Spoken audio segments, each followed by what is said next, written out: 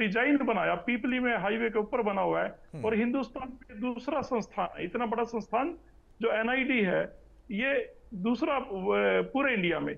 तीसरा, उन्होंने कभी पंचकुला से चुनाव नहीं लड़ा, वहां पर एनआईएफटी बनाया, Indian national institute of fashion technology. तो जो क्षेत्रवाद का आरोप है वो कांग्रेस पार्टी के ऊपर या हमारे विधायक दल नेता भूपेंद्र सिंह जी हुड्डा के ऊपर, जैसे वो पूर्व में मुख्यमंत्री थे, ये भारतीय जनता पार्टी का बिल्कुल निराधार है। कांग्रेस पार्टी इनकी जानकारी दुरुस्त करती है इस विषय में। इन्होंने जात की बात की, अभी अमनदीप केसरी भाई ने भी बताया, इनको लेसन दिया उन्होंने भी, कि इनको कहना चाहिए कि ये प्रदेश में पहली बार हुआ है कि हिंदुस्तान के प्रधानमंत्री को उनकी जाति के बारे में जाने जाने लगा है। आज से पहले किसी प्रधानमंत्री की जाति नहीं पूछी जाती थी, और इसका ख्याल या इसका सिलसिला किसने शुरू किया? माननीय नरेंद्र मोदी जी ने शुरू किया। उन्होंने तो हरियाणा में अग्निवीर मुख्यमंत्री के तौर पे श्री नायब सिंह सैनी जी को भी जाति के हिसाब से एक तरह से हरियाणा की जनता के आगे परोस दिया कि ये ओबीसी की वोट लेने का एक हथियार है हमारे पास। अरे जिस खट्टर जी को 9.5 साल आपने शासन करने की छूट दे के रखी, किसानों के ऊपर ये बात कर रहे थे, बुजुर्गों का भी मान सम्मान करती है, खेमचंद जी बोल रहे थे।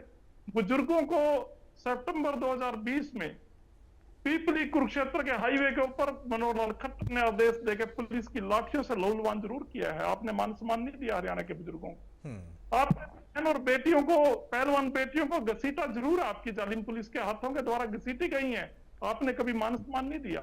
युवा बेरोजगारों के ऊपर आपने लाठीचार्ज किया, पटवारियों पे किया, सरपंचों पे किया, कोई वर्ग ऐसा नहीं जिसके ऊपर इन्होंने अत्याचार नहीं किया। इन्होंने भ्रष्टाचार की भी बात किया। कुलदीप, मैं बताना चाहता हूं, हरियाणा प्रदेश में पहली बार हुआ एचपीएससी का सेक्रेटरी रंगे हाथों पैसे लेते हुए अटैची के साथ पकड़ा गया। ये पहली बार हुआ है। ये भी पहली बार हुआ है कि इनका भर्ती बोर्ड का चेयरमैन, जो हमारे पुंडरी विधानसभा के साथ पेवे से संबंध रखते हैं, भारत भूषण भारती जी, 50 लाख की चेक पकड़े जाने के बाद इन्हीं ने सस्पेंड किया, इन्हीं ने हटाया उनको। जैसे लक्ष्मण राष्ट्रीय लेवल पे पैसे लेता हुआ कैमरे के आगे पकड़ा गया था इनका राष्ट्रीय अध्यक्ष, उसी तरीके से हरियाणा में भी भर्ती बोर्ड के चाहे सेक्रेटरी हो और चाहे चेयरमैन हो, वो भी रंगे हाथों पकड़े गए। खर्ची और पर्ची की बात करने वाले लोग खर्ची और पर्ची लेते हुए पकड़े गए। ये हरियाणा के लोगों को अच्छे से याद है। इस चुनाव में इनका मुंह तोड़ जवाब देगी जनता जो है। लेकिन अमनदीप भाई ने एक लेसन और आपको बताया था, सिर्फ बीजेपी को नहीं बताया था रोड साहब, उन्होंने पगड़ी और सिखों को लेकर आपको भी कुछ बताया था। नहीं, उन्होंने बताया, लेकिन मैं ये कहना चाहता हूं कि कांग्रेस पार्टी के ऊपर ये आरोप निराधार हैं। आज भी कांग्रेस पार्टी का जो सिखों में जो विश्वास है, या सिख कम्युनिटी की जो वोट है, वो भारतीय जनता पार्टी को कभी नहीं जाएंगी। सिखों की वोट या समर्थन कांग्रेस को है। और इसका उदाहरण मैं इस तरीके से देना चाहता हूं कि पेवो में इन्होंने जिस सिख भाई को वहां पर टिकट दिया था, वो बदल कर आज ब्राह्मण का किया है। ये चीज हरियाणा के बच्चे से लेकर बुजुर्गों के दिलो दिमाग पे है कि इन्होंने सिख बरादरी के अच्छा, आज के दिन रोड साहब आपको अच्छा उदाहरण मिल गया, मौका उन्होंने ही दे दिया जिनको टिकट बीजेपी ने दिया था। बहरहाल अमनदीप, जल्दी से एक छोटा काउंटर, उसके बाद मैं अजय चौधरी के पास जाऊंगा। सवाल इस बात का है कि जो आरोप आप लगाते हैं कांग्रेस उसको निराधार बताती है और वो कहती है कि उदाहरण भी हमारे पास है, लेकिन आप कितना उदाहरण सेट कर पाएंगे अगर आपकी भी कल टिकट सबकी पक्की हो जाती है, वो आ भी जाती है। इस बार ये बाउंडेशन जो थी, आपने ब्रैकेट तोड़ा, आपने अलग ना जाके एक ऐसी पार्टी के साथ चुनाव लड़ने की तैयारी की जिसका जनाधार इस वक्त जिस प्रदेश से है वहीं पर बहुत कम हो गया है। नहीं अतुल भाई, देखिए राजनीति के अंदर ठीक है, एक पैमाने में जिस प्रकार से परीक्षा एक समय होती है उसका एक मार्क्स निकलता है, लेकिन वही मार्क्स पूरी जिंदगी भर नहीं रहते। जब भी आप अगली परीक्षा देने जाते हैं, उस पुराने आपके जो अंक हैं उनको नहीं गिना जाता, और नए सिरे में, और खासकर से के अंदर लोकतंत्र की यही खूबसूरती है। लोकतंत्र में चुनाव बार बार तभी होते हैं कि लोग फिर से चुनते हैं। अगर कोई किसी को गलत चुना गया उसको हटा देते हैं और दूसरे को चुनते हैं। और Indian national Lokdal Bahujan Samaj party का गठबंधन, मैं आपकी जानकारी के लिए बता दूं, आपके दर्शकों के लिए जानकारी के जो युवा है, कि 1998 में भी हमारा गठबंधन हुआ था, बहुत सफल गठबंधन हुआ था। हमने 5 लोकसभा की सीटें हरियाणा प्रदेश में जीती थी, जिसमें अंदर 1 लोकसभा की सीट बहुजन समाज पार्टी ने भी अपने सिंबल पर जीती थी। और आज जो हालात प्रदेश के अंदर थे, ये गठबंधन लोगों की भावनाओं को देखते हुए हुआ। आज मैंने जैसे कि पहले कहा कि सबसे ज्यादा पीड़ित वर्ग जो किसान और मेरा गरीब मजदूर वर्ग है, सबसे ज्यादा पीड़ित आपने देखा कि भारतीय जनता पार्टी ने उन्हीं 2 वर्गों को किया, और उन्हीं 2 वर्गों के ऊपर जो इनकी विचारधारा है, जिसकी ये भाई भारतीय जनता पार्टी के प्रवक्ता बात कर रहे थे, पूंजीपतिवाद, इनकी विचारधारा है कि सबको अपने तानाशाह एक मुट्ठी भर लोग बन जाएं और सब उनके आगे बंधुआ मजदूरी करें। जो लोग अपनी छोटी छोटी जमीनों के मालिक थे उनको भी वहां से हटा दिया जाए, और सब अपने ही खेत के अंदर, जिस प्रकार से भूपेंद्र सिंह हुड्डा ने किसानों की जमीनें लूटी गुड़गांव और आसपास के अंदर, और आज वो लोग अपने ही जमीनों के ऊपर मॉल और सोसाइटीज के अंदर चौकीदार बनने को मजबूर है, वही नीति भारतीय जनता पार्टी की थी। भारतीय जनता पार्टी तो उसमें खुल करके कहती है, पूंजीपतिवाद को बढ़ावा देती है। तो वो जो 2 वर्ग थे जो सबसे ज्यादा पीड़ित थे, आज उन दोनों वर्गों के लोगों की एक भावना थी कि फिर से देश के सबसे जो 2 बड़े दल हैं, जो किसानों की लड़ाई लड़ते हैं, कमीरे वर्ग की लड़ाई लड़ते हैं, दलित और शोषित की लड़ाई लड़ते हैं, वो फिर से एक साथ होकर के इन दोनों राष्ट्रीय पार्टियों के साथ, इन दोनों की जो कुशासन की नीतियां, इन दोनों की जन विरोधी नीतियां हैं, और जो लोकतांत्रिक मूल्यों की असली, जो हम कहेंगे कि असली लोकतंत्र के अंदर वो होता है कि लोगों की अपनी सरकार हो, ना कि केवल पूंजीपतियों की या वो ताकतवर लोगों की सरकार हो। उसको तो तानाशाही राजतंत्र कहते हैं। लोकतंत्र की खूबसूरती वही है, जैसे चौधरी देवीलाल मान्य कांसीवर जी ने दिखाई, कि एक गरीब घर का बच्चा भी आज उदाहरण है जो दरवाजे तक, सत्ता की दहलीज तक पहुंचे, जो अपने खेत खलियानों से, गांव से, गलियों से अमनदीप भाई, इसका जवाब मैं आपकी उस दी हुई जानकारी से ही, क्योंकि आपने कहा कि आपको जानकारी देता हूं, वो जानकारी तो थी मेरे पास कि आपका गठबंधन था, लेकिन उसी से जोड़कर अमन से लेता हूं। अमन, जो कॉम्बिनेशन इन्होंने बनाया है, इन्होंने कहा कि हमने पहले भी बसपा के साथ गठबंधन किया था, और अभी उन्होंने नाम लिया ताऊ देवीलाल और कांशीराम। मुझे लगता है कि वो दौर शायद आपके लिए और आपके गठबंधन के लिए मुफीद होगा, क्योंकि जो आपके नेता हैं वो भी नए हैं और वो भी ताऊ देवीलाल से प्रभावित हैं।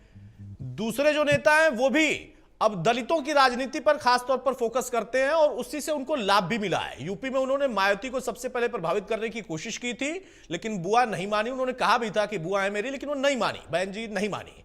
आज वो आपके साथ खड़े हैं, तो एक फायदा बीएसपी के साथ इनेलो पहले ले चुकी है।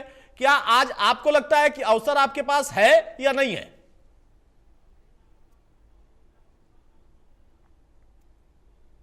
अजय भाई जी, अजय जी से हेलो अजय भाई, मेरा सवाल सुना आपने?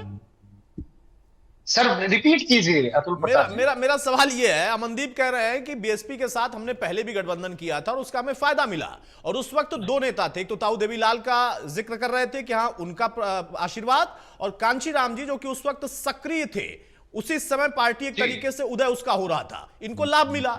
आज आपके नेता और आजाद पार्टी के नेता दोनों युवा हैं, और दोनों उन्हीं नेताओं से प्रभावित हैं, या उसी वर्ग की राजनीति की बात करते हैं, चंद्रशेखर आजाद भी। तो अवसर इसको आप देखते हैं या आपको लगता है कि फायदा नहीं मिलेगा? अतुल प्रताप जी, दोनों नेता जिस तरह से युवा हैं, और चौधरी देवीलाल और आदरणीय कांशीराम जी ने उस समय एक साथ मंच पर आकर के हरियाणा प्रदेश, न सिर्फ हरियाणा प्रदेश की बल्कि समूचे हिंदुस्तान की राजनीति को एक दिशा देने का काम किया था, और उनकी ही विचारधारा पर चलते हुए आदरणीय दुष्यंत चौटाला जी और चंद्रशेखर जी जो मिलकर के चल रहे हैं, तो निश्चित रूप से हरियाणा प्रदेश में एक बड़े बदलाव के संकेत रहेंगे।